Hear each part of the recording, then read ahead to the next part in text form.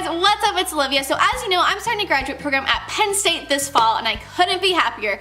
But during the graduate school application process, there were a lot of mistakes and things I wish I would have known before actually submitting my applications that I want to share with you today. At the end, I'm also going to be giving you a couple of tips when it comes to interviews and open house and things like that. So make sure you stick around to the end and give this video a thumbs up and subscribe to my channel if you found this video helpful. The first mistake I made was not actually starting my applications early enough. So I had my statement of purpose ready, I had my GRE scores in, I had my letters of rec done, but I didn't actually go to the school website and physically open up an application until about a week to 2 weeks out. Now there are multiple reasons why you want to start it earlier than this.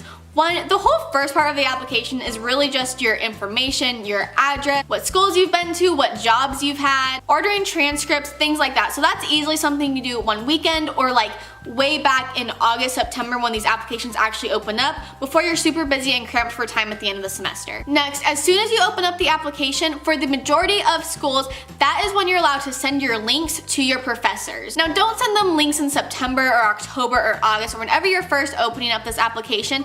But don't wait until 3 days before, don't wait until a week before. I would say at least 10 days to 2 weeks out is when you want to send these letters of recommendation links. The end of the semester is a really busy time for professors as well, and you don't want to get into an emergency situation because that's just poor planning on your part. Also keep in mind though that for some schools like Penn State, you have to actually submit your entire application before you can send the link to your professors for recommendations. So this is really important to know beforehand because you need to know if that school needs to be at the top of your list or if you have time can send the links and can continue working on the application. Second mistake I made was not necessarily checking all of the facts I put in my statement of purpose before submitting it. Now hopefully if you're watching this then you already know that when you apply to Ph.D. programs or master's programs, you want to look up the program you're going to, you want to look up the professors, their interests, what their program is about, what resources they have. I'm not proud of this, but I kind of ended up in an emergency situation where I found out about an application 24 hours before it was due, didn't have my statement of purpose and all of that, and I ended up calling University of Michigan a MAC school instead of a Big Ten. Half of you are like, what does that mean? Why do I care? The other half of you are like, oh my god, that's like a 7 deadly sin. Basically, I was just trying to put something fun in my statement of purpose by making a connection about my parents went to MAC schools and so I want to go to a MAC school.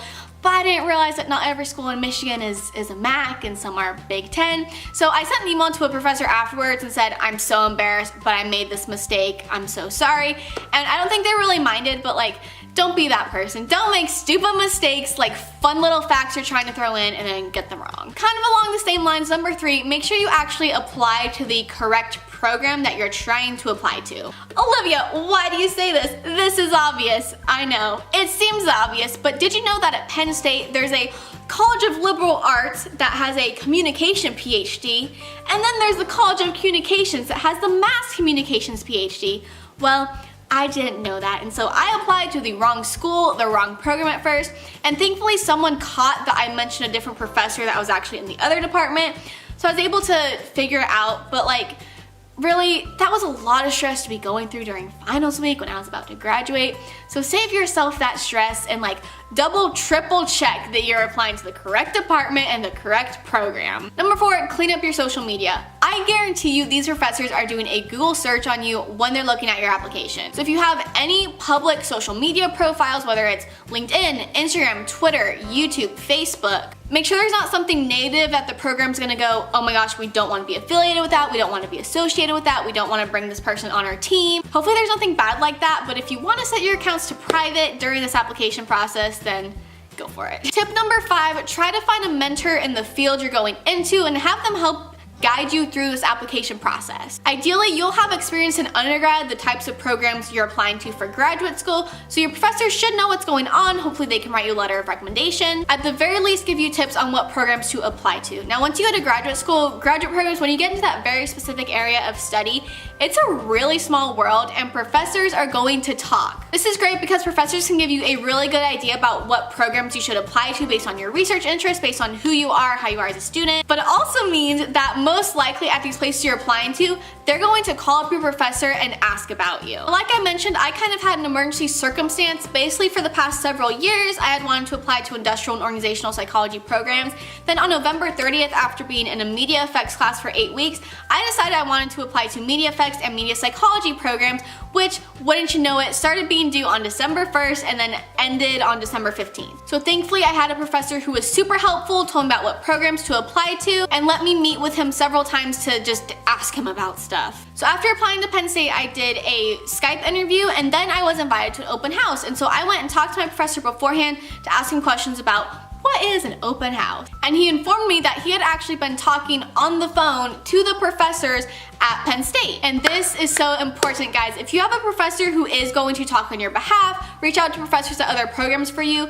Like I said, ideally they'll be writing you a letter of recommendation, so they should know you a little bit.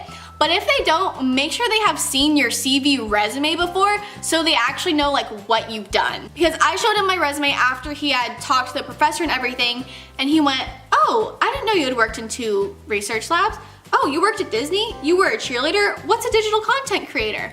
Like literally, other than the fact that I got an A+ in his class, he knew nothing about me. Which again, ended up being fine, but maybe if he had known those things, then he would have said, "Oh yeah, she's got lots of experience in this, she's gonna do fine." To recap that point, if you can find someone that can help guide you through this process, it's really helpful, because they're also probably going to end up speaking on your behalf when other programs call them. Next, when you are applying to graduate school, think like a graduate student and not like an undergrad. Let me explain. Your priorities for choosing a graduate program should be a lot different than your priorities when you chose an undergraduate program. So I was a student at a really large public university, and I hated going to a very large public university. And so at first, I wasn't even considering schools that had more than 20,000 students. But here's the thing, when you're a graduate student, you're probably gonna be in like 1 or 2, maybe 3 buildings the entire time you're there. You're not gonna have a class in 1 classroom and then your next class 10 minutes later be 20 minutes across campus. Also, graduate programs are a lot smaller, so you're gonna actually get to know all of your peers. You're gonna be on a first name basis with your professors. So of course, obviously it's really important that you apply to places where you could see yourself living for 2 to 5 years. But at the same time, keep in mind that being a graduate student is going to be a completely different experience altogether than being an undergraduate. Next, when you're submitting your applications, try to find out if your electronic transcripts expire. My transcripts from UC Davis never expire. However, I learned that my transcripts from the community college that I took a couple of summer classes at expire after 1 month. So when I was submitting my application, and a lot of times they don't let you send them in paper form, they force you to do it electronically. But when I was sending them in, by the time they actually started reviewing my application, the transcripts were expired and they couldn't get into them. So here's just a couple things to keep in mind. 1, you can just send them another electronic transcript, let them know it will expire after a month, and then that way if you do actually get accepted, you can send them a paper copy.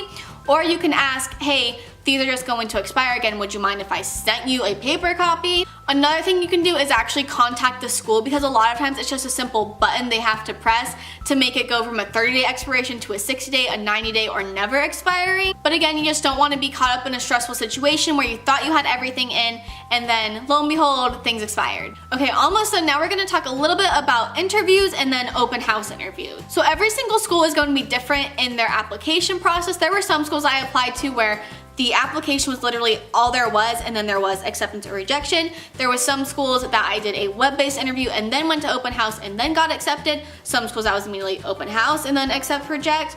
And then other schools where you don't have an interview, you get accepted, and then they invite you to an open house. But when you're being interviewed, especially at an open house situation where maybe you haven't been accepted yet, know that you are also interviewing them, but also you shouldn't be acting too cool for school. So what do I mean by you're interviewing them? So you're probably gonna have a couple of different interviews scheduled, like 20-minute interviews, just talk, times to speak with professors in the department. At that time, they might ask you your research interest, but it's also really important to ask them what their research interest is, what research they've been working on lately. Are they going to continue down that line of research? Because maybe you've loved all of their work for the past 5 years, but their 5-year grant is about to expire and they're gonna go a totally different direction in their research. It's also important to ask them about the hireability of the people who graduate from the program. Graduates actually find a job immediately? Do they have trouble finding a job? Do they go into industry? Do they go into academia? You can also ask what research options there are for students, like do you join a lab group? Do you get to work on your own stuff? Do you typically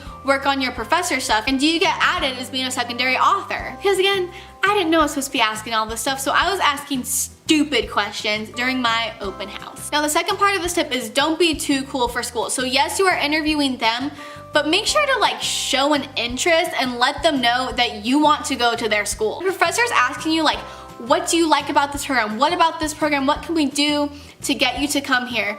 You should probably say something more along the lines of, this professor is why I want to come here. This professor's research interest is why I want to come here. I love the safe little town. I love the sense of community in the entire department, but I really love this professor's work. I feel like I should have just drove home the point even more that like, I want to go here, pick me, give me an offer. Because multiple times during the interview process, they are going to ask you what other schools you've applied to and what other schools you've heard back from. But basically my point is, drive home whatever school you're interviewing with that you want to go there. And the very last little tidbit of information tips, once you go through the application process, once you've been accepted to schools and have made your decision, let the schools know that you didn't accept. Like, let them know that you're not gonna go there, because there are people waiting on the wait list to hear back. You're for sure going to a school and even accept it.